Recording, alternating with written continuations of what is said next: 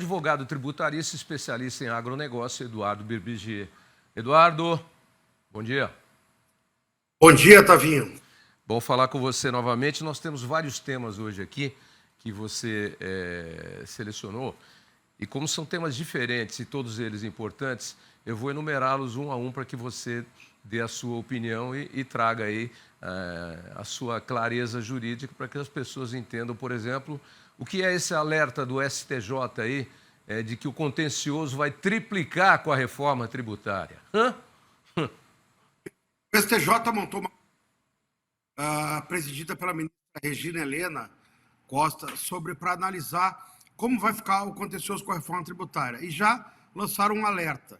Como nós já falamos aqui, não está definida a competência ainda para julgar os tributos, contra quem nós vamos entrar. Hoje é bem claro, para o nosso telespectador entender. Eu tenho um processo federal, eu entro contra a União Federal e a Procuradoria Federal defende a União. Eu tenho um processo estadual, eu entro contra o Estado específico e a Procuradoria Estadual defende. Com o CBS e IBS não está definido. Iam criar uma procuradoria específica, os procuradores municipais, estaduais e federais se revoltaram e está tudo misturado. Então, o que o STJ entendeu?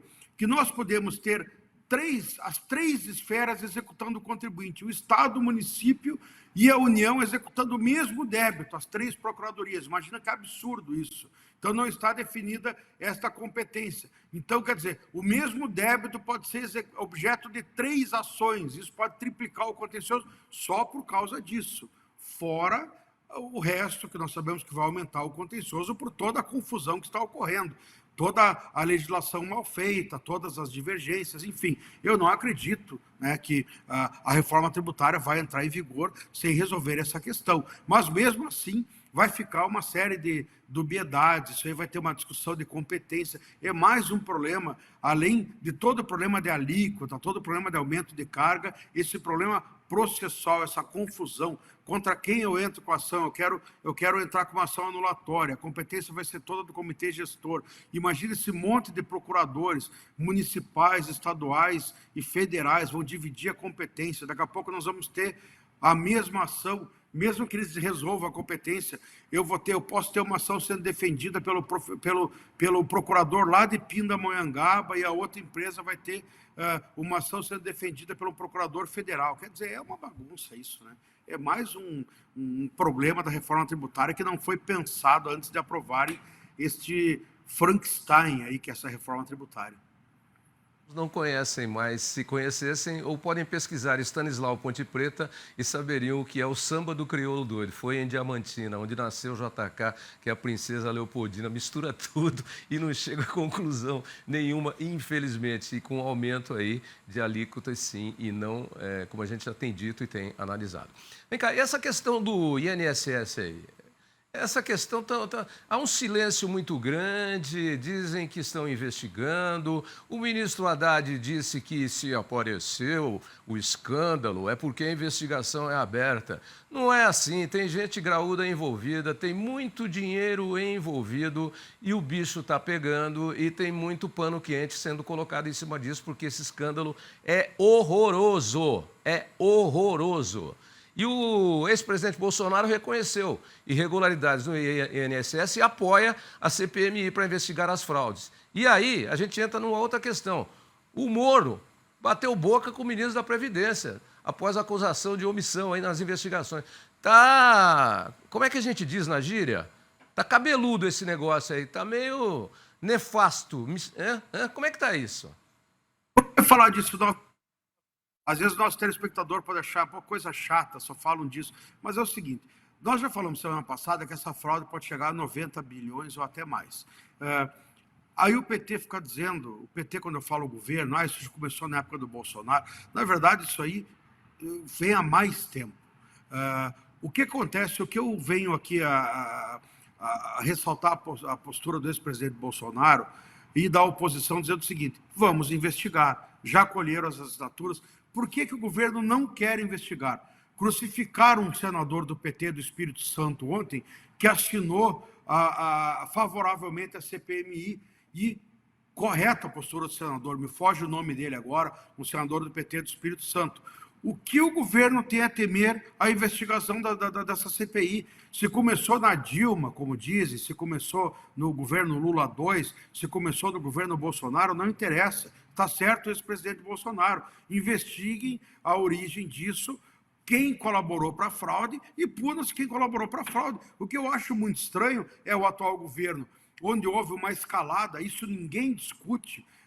No atual governo do presidente Lula, houve uma escalada exponencial, um aumento absurdo na concessão desses descontos. E o governo não tem interesse em apurar. Por que isso?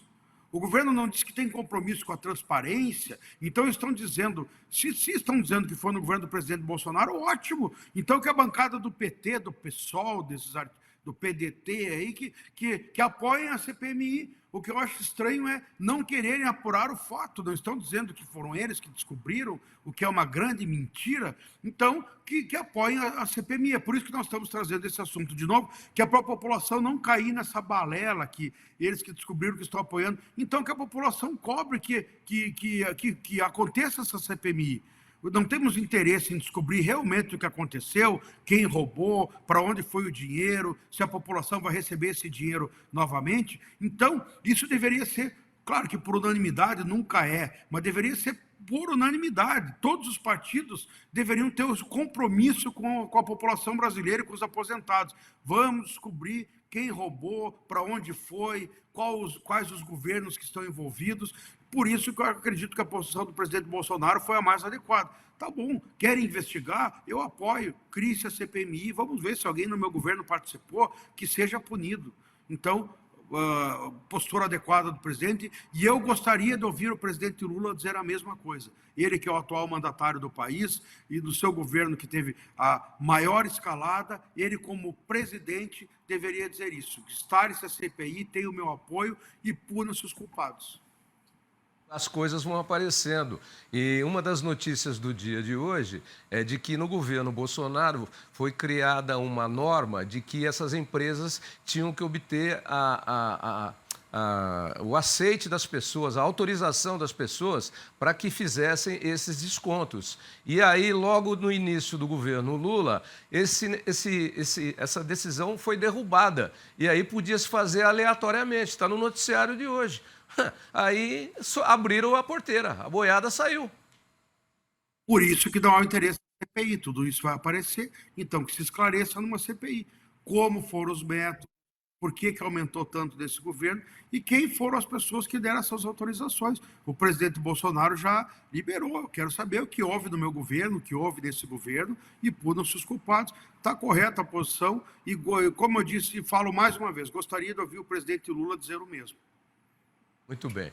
Ô, Alex, vai piscando aí os endereços do BBGE para contatos aí durante a nossa conversa. E um último assunto, olha, foi com muita honra que na semana passada o seu escritório, que tem sede aí em Curitiba, o escritório BBGE de Advocacia, promoveu uma homenagem ao grande jurista brasileiro Ives Gandra pelos seus 90 anos, que deveria acontecer em fevereiro, mas ele adoeceu e agora já recuperado. Fizemos a homenagem, fui convidado por vocês, agradeço o convite e tive a honra de ver muita gente do bem reunida e interessada nas coisas boas do Brasil. O ex-ministro e jurista e também do Supremo, o Rezec, estava lá, pudemos conversar com ele, também várias pessoas. Foi muito, muito legal, foi muito legal. Parabéns aí pela iniciativa, Eduardo BBGE. E aí tivemos, ao final, uma fala do Ives Gandra, muito bonita, por sinal, e que bate bem de acordo com aquilo que nós estamos trocando palavras e comentando, que é a inversão das posições e das coisas que acontecem no Brasil. Juristocracia não é democracia. Os poderes têm uma sequência lógica para que as coisas sejam executadas, investigadas, condenadas, presas. Numa pessoa só não tem esse poder. Isso aqui não é um Estado ditatorial, de ter todos os poderes em sua mão para tomar todas as decisões. Isso é juristocracia, não é democracia. E o Ives Gandra e ministros do STF, o Ives falou exatamente isso, de ministros do STF que legislam e interpretam em causa própria. Foi muito boa a fala dele e excepcional e batendo exatamente nessa tecla. Há uma inversão total de valores no Brasil, BBG. Exato. Primeiro, isso com a sua presença, você sabe como eu gosto de você, e eu tive a honra de sentar contigo lá e ficarmos um tempo mais juntos, porque a gente normalmente fala aí rapidamente antes do programa e não tem tanta oportunidade de conversar.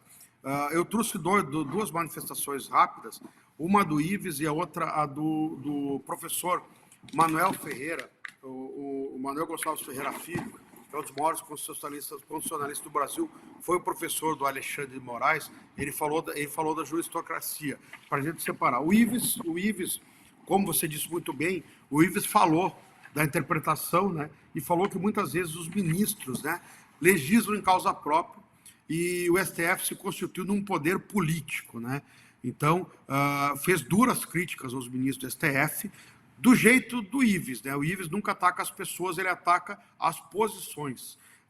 Tanto que ele tem livros escritos com a maioria dos ministros, ele ataca as posições do STF, esta invasão de competência e esta forma do STF não interpretar, muitas vezes reescrever a Constituição, interpretar da sua maneira e legislar. Foi muito interessante a fala do Ives, realmente uma pessoa lúcida aí com seus 90 anos, produzindo e dando opiniões que são valiosíssimas para a sociedade brasileira e para a advocacia. Realmente foi um grande evento com grandes juristas lá, Modesto Carvalhosa, enfim, professor Paulo Barreto da USP, vários, professor Roque Carrasa, grandes juristas, grandes políticos lá, ouvindo a fala do professor Ives. O professor Ives foi nesse sentido, que ele já falou várias vezes, inclusive esteve conosco aí no seu programa, uma gentileza toda especial aí a você, pelo que ele gosta de você, falando sobre isso, sobre essa distorção do STF. Eu separei essa fala do professor Manuel, porque o professor Manuel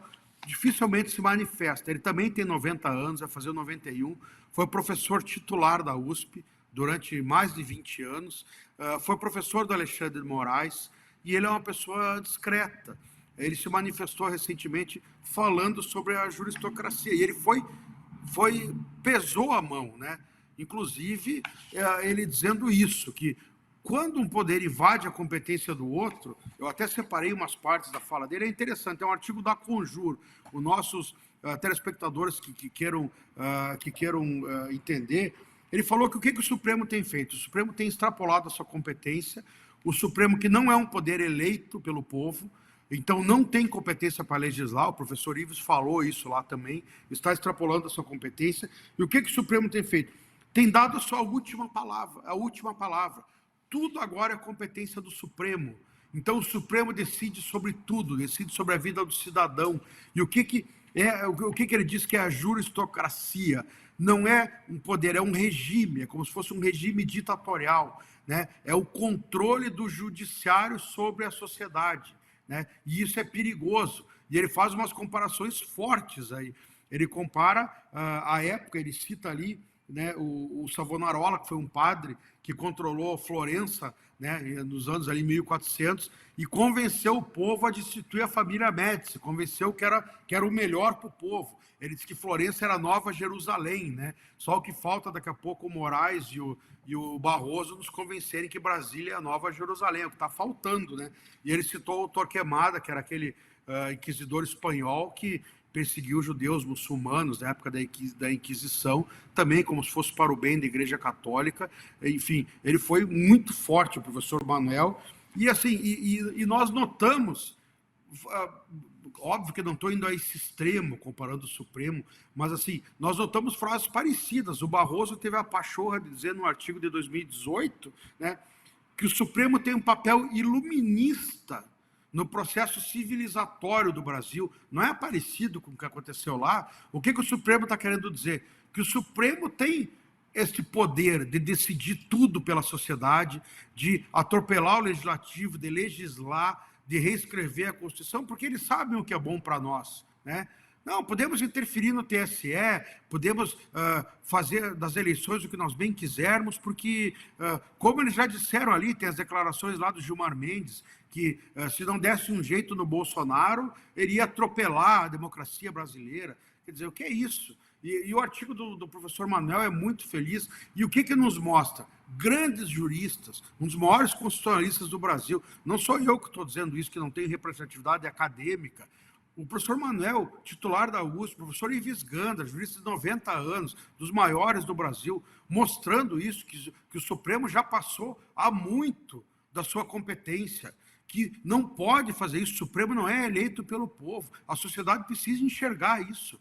Isso tem que parar de acontecer. O Supremo não pode legislar, o Supremo não pode ser a última instância para tudo. O Supremo dá a última palavra para tudo no Brasil.